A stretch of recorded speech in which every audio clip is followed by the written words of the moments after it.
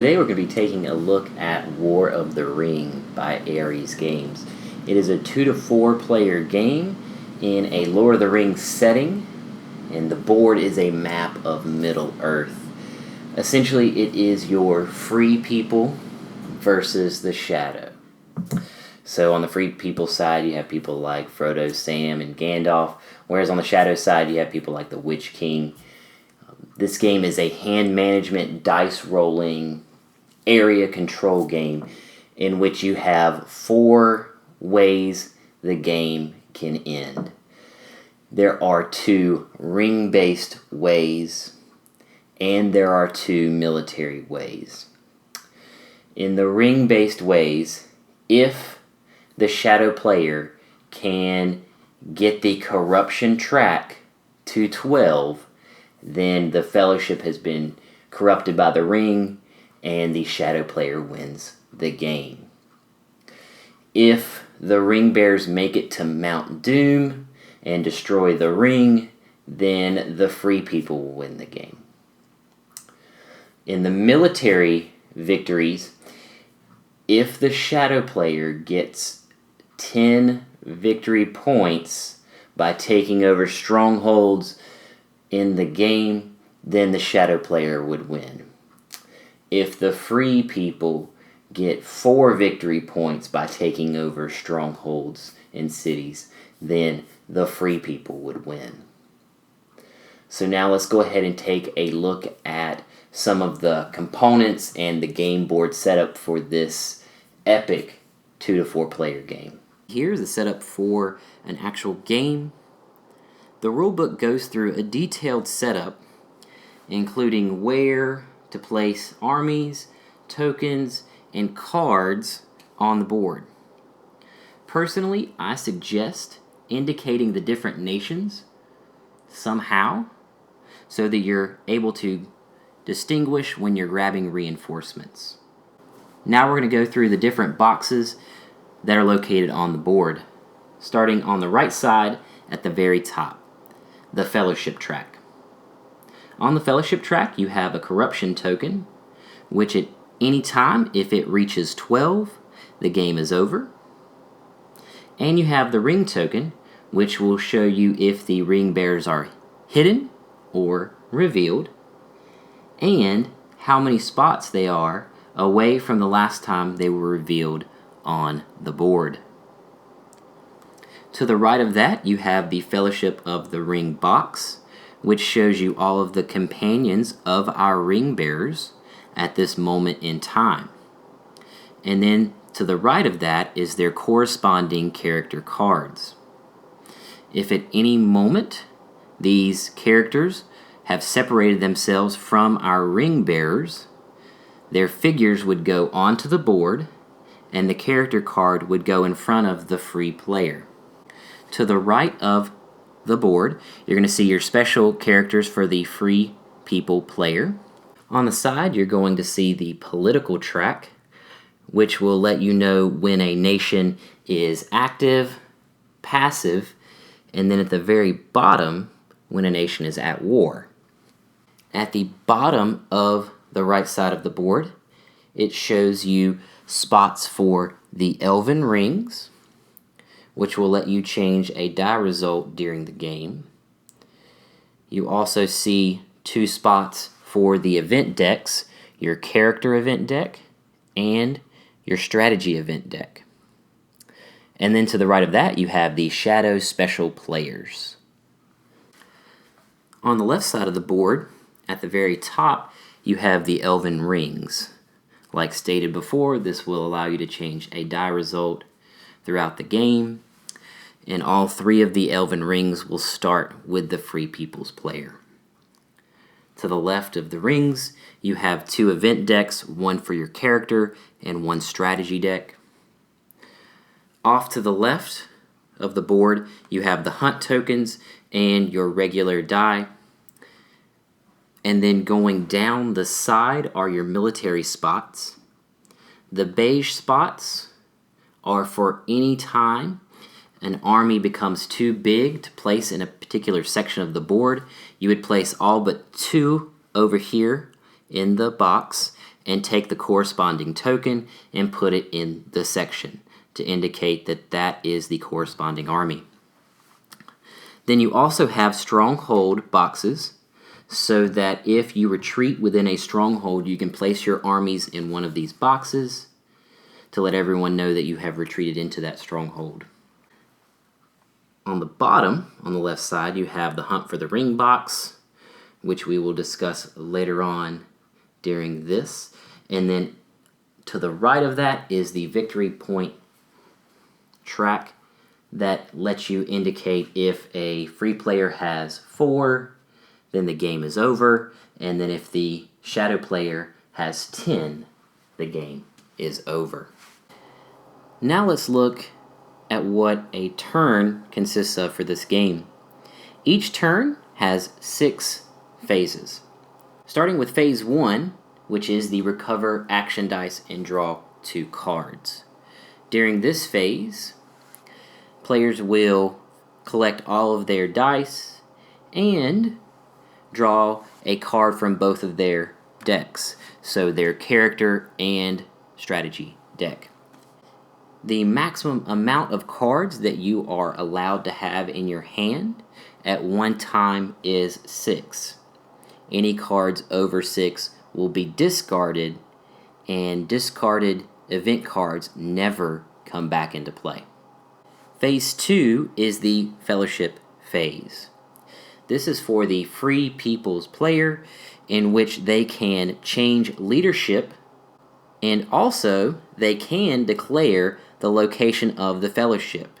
When the Fellowship is declared, the Ring Bearer's figure go to that location. The ring token on the track is flipped to the revealed side and placed back at 0.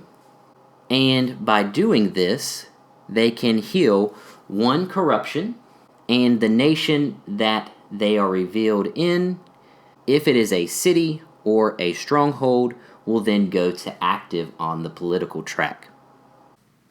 Phase 3 is the Hunt allocation phase. During this phase, the shadow player can place dice in the hunt box to try to hunt down the ring in its location. If the free player moved the Fellowship last round, then the shadow player must place at least 1 and up to the number of companions. If the Free People's player did not move the Fellowship last round, then they can place 0 up to the number of companions. The hunt will actually take place whenever the Fellowship moves in Phase 5. So this is just a time for the shadow player to get more chances to hunt if the Fellowship moves. Phase 4 is the action roll phase. You will roll your dice left, and all of the I will go to the hunt box and cannot be rolled or changed.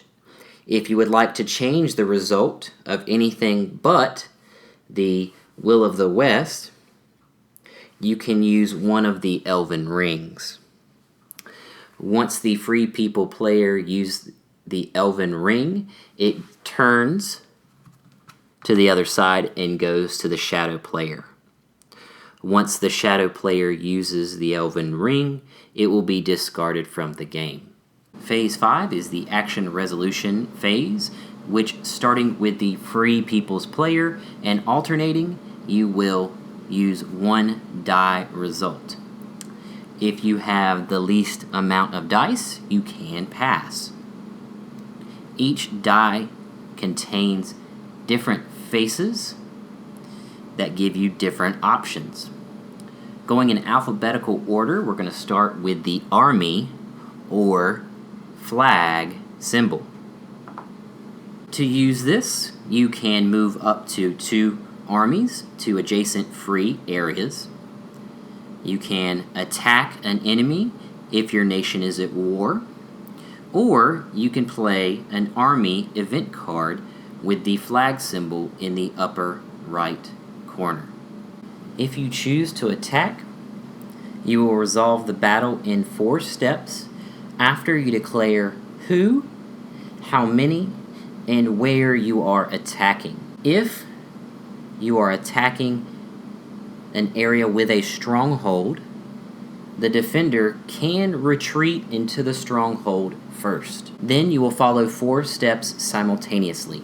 The first step is the option to play a combat card.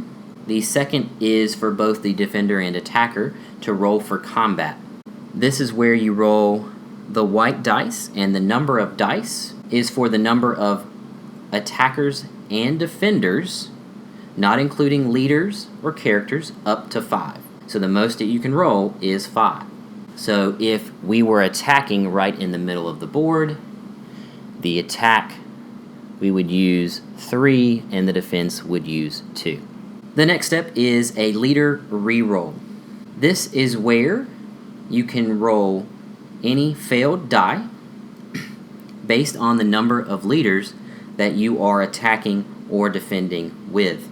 A success or hit is the roll of a 5 or a 6 unless you are in a city and then the first attack only hits with a 6, and if and only if the defender is sieged in a stronghold, then the attack hit is always 6.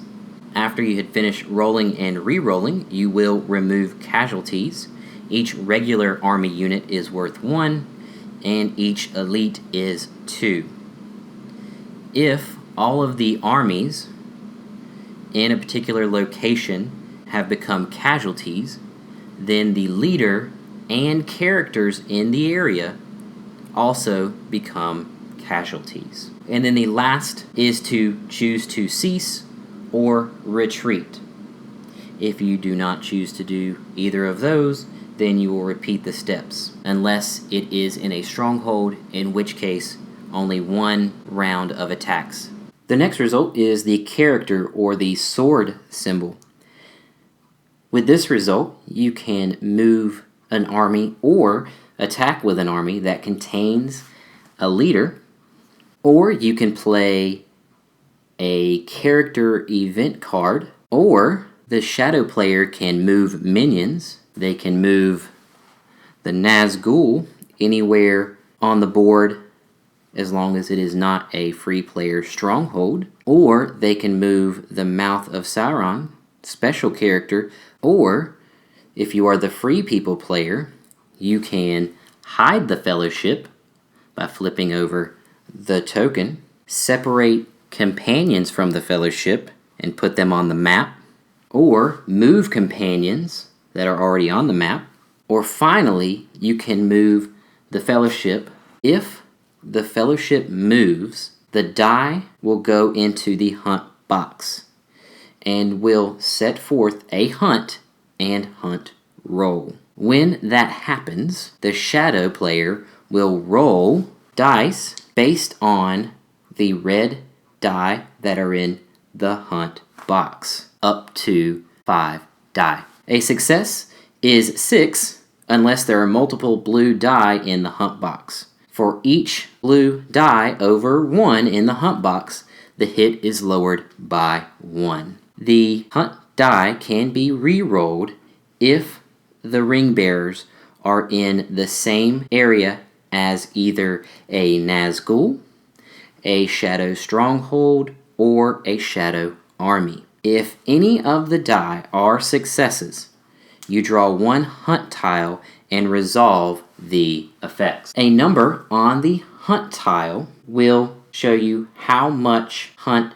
damage is done. If it is positive, then we will resolve that effect by either using corruption, the corruption track can go up, or losing a companion. Losing a companion will lower the damage, and if you have any hunt damage left, the corruption will go up that number. If an eye token is drawn, then the number of successes you have is the number of damage. Also, if on the token you have a reveal symbol, then the ring bears will be revealed after you resolve the damage.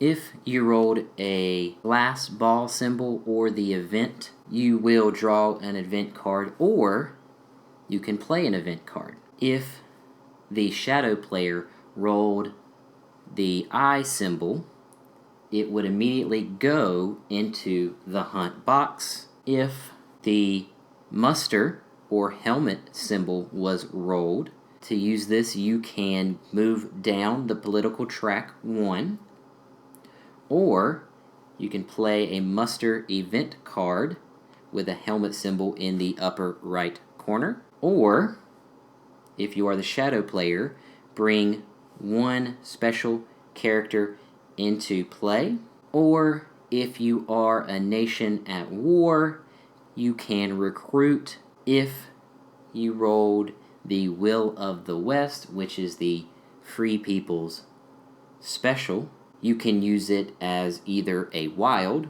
which means you can turn the result into anything you want, or you can bring a special character into play.